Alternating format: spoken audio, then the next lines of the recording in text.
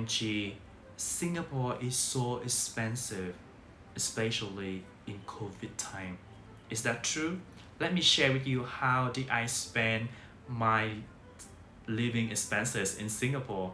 I have been here for 3 years. Last year, I already made a video about how did I spend for 2020. It's worth about, as I remember, 1,600 or 1,800. You can watch this video right here. But now, this year, because we're almost finished 2021, so I sit back and calculate how did I spend almost for 2021. I just realized that I spent much more than 2020.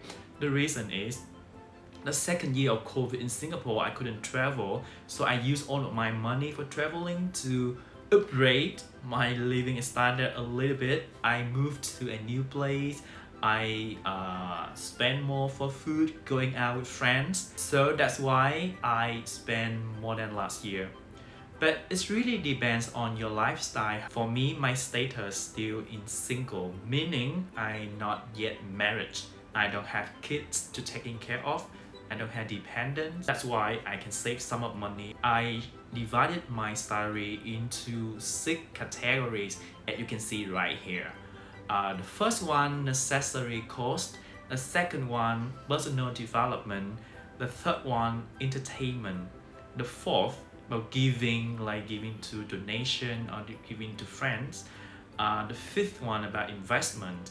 And the last amount of money from my salary, I use that for emergency fund, like saving. Now let's go to the first category, but necessary cost. I think this package I spend the most because I think staying at home is boring, so I try to go out as much as I can with my friends to eat out. And in Singapore, if you eating out like at restaurants, it's really kinda, if you say it's expensive comparing to your money in your country, yes. But if you're comparing to what you earn in Singapore to spend the money at restaurant or eating out at hawker center, you can see the food is acceptable. The most expensive expenses actually that is housing. So you can see this kind of housing which I'm living right now. For this video you can watch. So this is my HDB flat. So this is a kitchen. Everything is well equipped, quite clean, I hope so. And it's a living room, dining table. So in this apartment we have 3 rooms. This kind of toilet. Okay, this is my room. So the HDB room is gonna be like this. And this is one thing I like about the window. You can see outside there. My working table, yay. And for this room, I paid about 900 SGD, including electricity, water, internet. Every 2 weeks, we have a helper to come to clean the house and clean the room. So we pay extra about $20. So in total, it's about 920 SGD for housing. When it comes to food, I spend about 660 SGD per month, 3 meals per day. So usually I go to hawker center for breakfast where you can get local food. It's really cheap, it's not expensive at all. But because I'm living here and I go there every day and sometimes it's quite boring. So that's why when I have lunch or dinner, I will try go out somewhere or just eat it nearby. It's about $10 per meal. Also, you can saving this one as well by cooking at home. But to be honest, cooking by yourself just alone at home is sometimes more expensive than you go out to eat. That's why I often to go out. And for per day, I think usually I spend about 26 to 30 SGD per day for casual meal. For this package, I also have budget to go to restaurants with friends, and usually I spend about $30 to $40 per meal with friends. But I don't eat that quite often, maybe just once per week. And we have 4 weeks, meaning and also sometimes I eat 5 times or 6 times. So let's say I make it average about $35 per meal in the restaurant. multiply 6 times in a month, so we have this amount. So we finished the housing, the food, and now it comes to transportation. Before COVID, I work in the office, so I spend more money for MRT. But basically, MRT or transportation in Singapore is really cheap.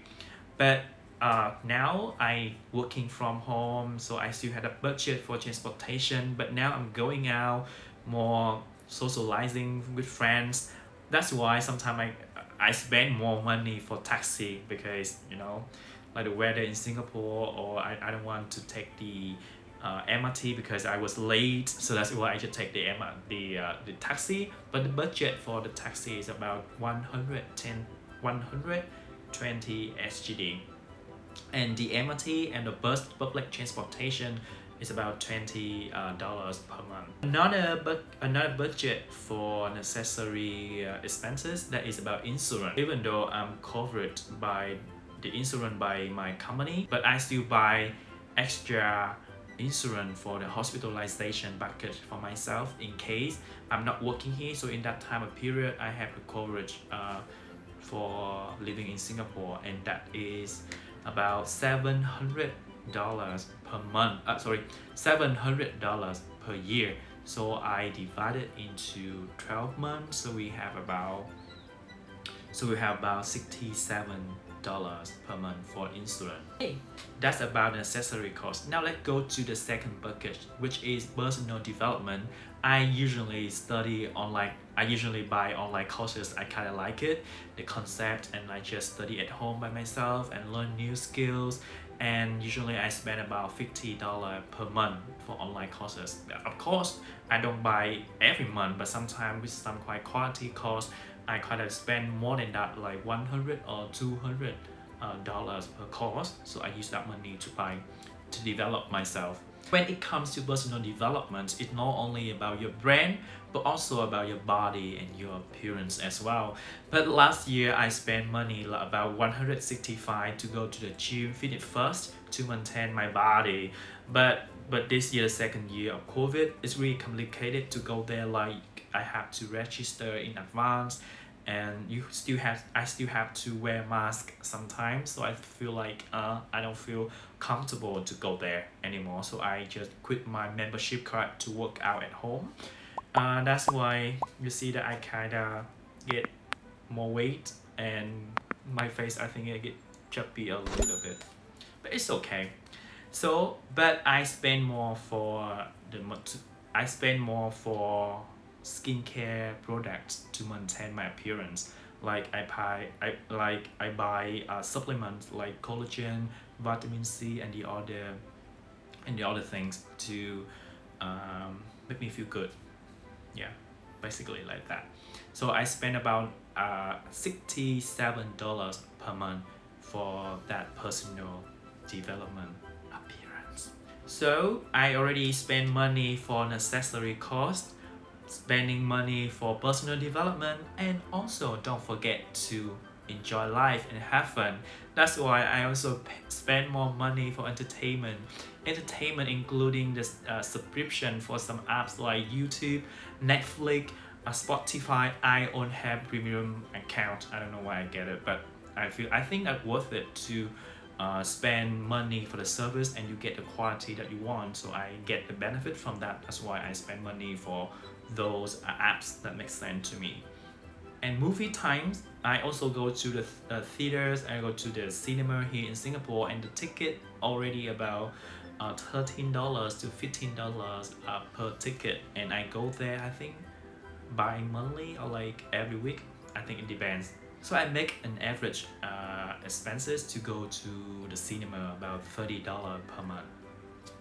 And don't forget to mingling with your friends, and that one come up with the social activities or bonding activities expenses with friends. So I allocate about $120 for these activities. Of course, I don't go out every week, but for every time you go out, maybe you spend about $30 to $100.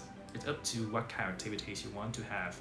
So I make the average about $120 for social activities. The new items that I have, not really a new items, I think I increased this expensive as well. That is about spa time, like massage. I love foot massage. So I usually go to Chinatown where you can get a quality foot massage. It's just about $25 per hour. I weekly, like every 2 weeks, I go there for foot massage. And maybe at the end of the month, I treat myself with body massage, which costs about $60 to $80. Of course, it depends on which outlet you go to. If you go to the fancy outlet, of course, it's more than that. But let's say you go to Chinatown, everything you have good service, but you still have the quality one as well. Acceptable price, right? So that are 3 buckets that I allocate my money for the most: about accessory cost, entertainment, personal development. The other 3 are giving, donation. I giving about $60 per month is not much, but I try to give back to society. And the 5th one is quite important. That's about don't forget to invest. For the financial investment, like I use my money to invest for stock market, something like that. And at the end, the package that is saving, I have the emergency saving account, which can help me to survive at least 6 months without a job, so in case everything can happen, right? On paper, I calculated I spend about $2,570 per month, excluding the income tax, excluding mobile fee, because I have allowance from my company for that. So it really depends on how you allocate your money, and depends on your lifestyle and your status as well. But it's worth it to living here, where you can have a new experience in Singapore. Good luck, and if you have any question, let me know. Try, give like and comment. Do you think Singapore is still an expensive country to live? See ya. Take care.